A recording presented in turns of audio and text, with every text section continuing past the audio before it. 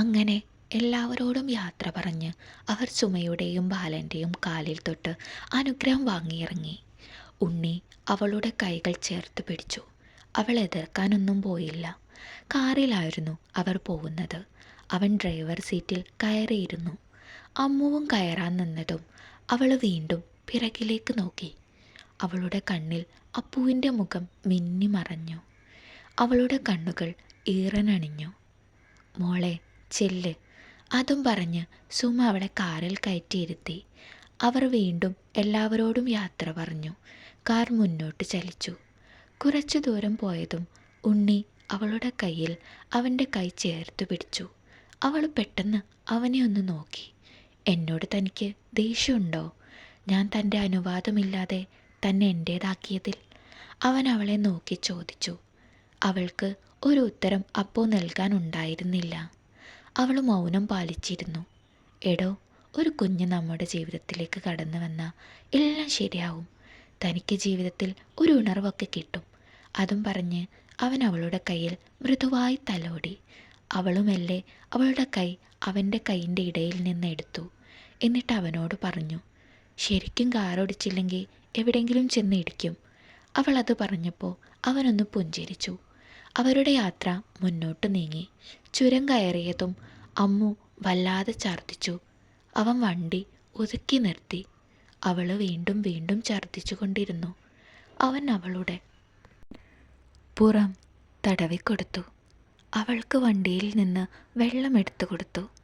അവൾ അത് വാങ്ങിക്കുടിച്ചു. അവൾക്ക് നടക്കാൻ വയ്യാത്തതുകൊണ്ട് അവൻ അവളുടെ തോളിലൂടെ കൈയിട്ട് പിടിച്ച് നടത്തി. അവൾക്ക് ഒരു നാണം തോന്നിയെങ്കിലും അവളത് പുറമേ കാണിച്ചില്ല. വീണ്ടും അവർ വണ്ടിയിൽ കയറി യാത്ര തുടങ്ങി. കുറച്ചു ദൂരം പോയതും കരിക്ക് വിൽക്കുന്ന ഒരിടത്ത് അവൻ കാർ നിർത്തി. ശേഷം അവൾക്ക് വേണ്ടി അവൻ കരിക്ക് മേടിച്ചു കൊടുത്തു. ഒരു മടിയും കൂടാതെ അവൾ അത് വാങ്ങിക്കുടിച്ചു. കാരണം അവൾ അപ്പോൾ ആഗ്രഹിച്ചതായിരുന്നു കരിക്ക് കിട്ടിയിരുന്നുവെങ്കിൽ എന്ന്. അവൾ സ്ട്രോയിലൂടെ കരിക്ക് കുടിക്കുന്നത് ഉണ്ണി ഇടം കണ്ണിട്ട് നോക്കുന്നുണ്ട്. അവൻ അവളോടെന്തോ ഒരു പ്രത്യേക വാത്സല്യം തോന്നി. വെള്ളം കുടിച്ചു കഴിഞ്ഞ് കരിക്ക് വെട്ടി അതിലെ കാമ്പ് അവൾക്ക് നേരെ കടക്കാരൻ നീട്ടി. അവളത് വാങ്ങി കഴിച്ചു. അവൻ പൈസയെല്ലാം കൊടുത്ത് വീണ്ടും വണ്ടിയിൽ വന്ന് കയറി. അപ്പോഴേക്കും അവളൊന്ന് ഉഷാറായിരുന്നു.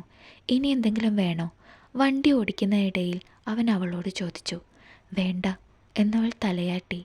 അല്പദൂരം താണ്ടിയതും ബ്രോക്കർ സണ്ണി ഗൂഗിൾ മാപ്പിൽ അയച്ചു തന്ന വീടിൻ്റെ മുന്നിലെത്തി.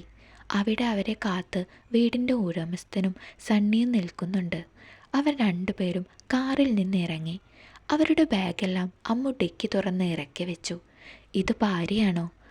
അവളെ കണ്ടതും ഹൗസ് ഓണർ ചോദിച്ചു. അതേ എന്നും പറഞ്ഞ് ഉണ്ണി അവളുടെ കയ്യിൽ നിന്ന് ബാഗെല്ലാം മേടിച്ചു. അതിനിടയിൽ അവൻ അവളെ ഇടം കണ്ണിട്ട് നോക്കുന്നുണ്ടായിരുന്നു. അവൾ തിരിച്ചും. വലതുകാലെ വെച്ച് കയറും മോളെ, ഹൗസ് ഓണർ അവളെ നോക്കി പറഞ്ഞു. അവൾ വലതുകാലെ വെച്ച് കയറി. കൂടെ ഉണ്ണിയും. ഹൗസ് ഓണറും ബ്രോക്കറും അല്പം കഴിഞ്ഞതും അവിടെ നിന്ന് പോയി. തനിക്ക് വീടൊക്കെ ഇഷ്ടമായോ? വീടെല്ലാം ചുറ്റിക്കാണുന്നതിനിടയിൽ ഉണ്ണി അമ്മുവിനോട് ചോദിച്ചു. ആയി, അവൾ ഒറ്റ വാക്കിൽ ഉത്തരം പറഞ്ഞു. ദേ, ഇതാണ് നമ്മളുടെ ബെഡ്റൂം. അവൻ മാസ്റ്റർ റൂം കാണിച്ചു കൊടുത്തുകൊണ്ട് പറഞ്ഞു. അവൾ അതിന് ഒന്നും തിരിച്ചു പറഞ്ഞില്ല. അവൾ വേഗത്തിൽ അടുക്കളയിലേക്ക് പോയി. എല്ലാം അടുക്കിയും പെറുക്കിയും വെച്ചിട്ടുണ്ട് അവിടെ. അവൾക്കൊത്തിരി ഇഷ്ടമായി വീടും പരിസരവുമൊക്കെ. തേയിലത്തോട്ടത്തിൻ്റെ ഇടയിൽ 2 നില വീട് അങ്ങനെ തലയുയർത്തി നിൽക്കുകയാണ്. അവൾക്കെന്തോ തേയിലത്തോട്ടത്തിലേക്ക് നോക്കി നിൽക്കാൻ ഒരുപാട് ഇഷ്ടം തോന്നി. അവൾ വേഗത്തിൽ അടുക്കളയിലെ ജനൽ തുറന്നു. ഒരിളം കാറ്റ് അവളെ തഴുകാൻ അങ്ങോട്ടേക്കെത്തി. അവൾ ചായയ്ക്ക് വെള്ളം വെച്ചു. ചായ തിളച്ച് അതിലേക്ക് തേയിലയിട്ട് ഇളക്കി ആവശ്യത്തിന് പഞ്ചാരയും ചേർത്ത് ഒരു ഗ്ലാസ്സിലേക്ക് പകർന്നു. ശേഷം അതുമായി അവൾ അവൻ്റെ അടുത്തേക്ക് ചെന്നു. അവനപ്പോൾ സോഫയിലിരിക്കുകയായിരുന്നു. അവന് അവൾ ചായ നീട്ടി. അവൻ അവളെ മധുരമായി ഒന്ന് നോക്കി. ശേഷം ചായ വാങ്ങി ഒരു മുറുക്ക് കുടിച്ചു. എടോ, തനിക്കിപ്പോൾ എങ്ങനെയുണ്ട്? താൻ ഓക്കെ അല്ലേ? അവൻ അവളെ നോക്കി ചോദിച്ചു. അതെ എന്നും പറഞ്ഞ് അവൾ വേഗത്തിൽ അടുക്കളയിലേക്ക് നടന്നു. പാത്രം കഴുകി വെക്കുകയായിരുന്നു അമ്മു. അപ്പോൾ അവളുടെ കഴുത്തിലൂടെ അവൻ്റെ മുഖം പതിഞ്ഞു. അവൾ പെട്ടെന്ന് അവനിൽ നിന്ന് കുതറി മാറി. എന്താടോ, താൻ ഇങ്ങനെ മാറി നിൽക്കാതെ. ഞാനേ തൻ്റെ കെട്ടിയോനല്ലേ. അതും പറഞ്ഞ് അവളുടെ കയ്യിൽ അവൻ വലിച്ചു. അവൻ്റെ ദേഹത്തേക്ക് അവളെ പറ്റിച്ചേർത്തു. എന്താ ഉണ്ണിയേട്ടാ ഈ കാണിക്കുന്നത്? എനിക്ക് എനിക്ക് അല്പം സമയം തരൂ. അവൾ അവനെ നോക്കി കീണു. അവൻ പതിയെ അവളെ വിട്ടു. തൻ്റെ ഭാഗത്തു നിന്ന് ഞാൻ ചിന്തിച്ചില്ല. ഇനി തന്നെ ഞാൻ ഒരിക്കലും ബുദ്ധിമുട്ടിക്കില്ല. തനിക്ക് എൻ്റെ ഉപദ്രവം ഉണ്ടായില്ല. പക്ഷേ അധികം വൈകാതെ താനൊരമ്മയാവും. അപ്പോൾ താൻ അതെന്നോട് പറയണം കേട്ടോ. അതും പറഞ്ഞ് അവളുടെ താടിയിൽ പിടിച്ച് അവന് നേർക്കുയർത്തി. അവൾക്കുള്ളിൽ നാണം വന്നുവെങ്കിലും അവൾ അത് അവന് മുന്നിൽ കാണിച്ചില്ല. വൈകുന്നേരം അവർ വേഗത്തിൽ കുളിയെല്ലാം കഴിഞ്ഞ് പുറത്തേക്ക് പോയി കുറച്ച് സാധനങ്ങളെല്ലാം വാങ്ങി തിരിച്ചു വന്നു. അവൾ അത് കൊണ്ടുപോയി കിച്ചണിൽ വെച്ചു. ശേഷം രാത്രിക്ക് ഭക്ഷണം ഉണ്ടാക്കാൻ തുടങ്ങി. അവനും അവളെ സഹായിച്ചു. അവൾക്ക് അവനോട് ഇഷ്ടം തോന്നി തുടങ്ങിയിരുന്നു. പക്ഷേ അവൾ അത് അവന് മുന്നിൽ കാണിച്ചില്ല. രണ്ടുപേരും ഒരുമിച്ചിരുന്ന് ഭക്ഷണമെല്ലാം കഴിച്ചു. അവളെ പിന്നീട് അവൻ ശല്യം ചെയ്യാനൊന്നും പോയില്ല. രാത്രി രണ്ടുപേരും ഉറങ്ങാൻ കിടന്നു.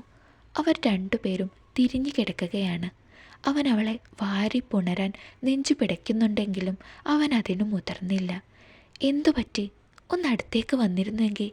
അവളുടെ മനസ്സ് അവൻ അവളുടെ അടുത്തേക്ക് വരാത്തതുകൊണ്ട് അതും പറഞ്ഞ് മനസ്സിൽ വിതുമ്പുകയാണ്. അവളുടെ മനസ്സിൽ അവനൊന്ന് തൻ്റെ അടുത്തേക്ക് വന്നിരുന്നെങ്കിൽ എന്നായിരുന്നു. പക്ഷേ ഉണ്ണി അവളെ ഉപദ്രവിക്കണ്ട എന്ന് വിചാരിച്ച് തിരിഞ്ഞു തന്നെ കിടക്കുകയാണ്.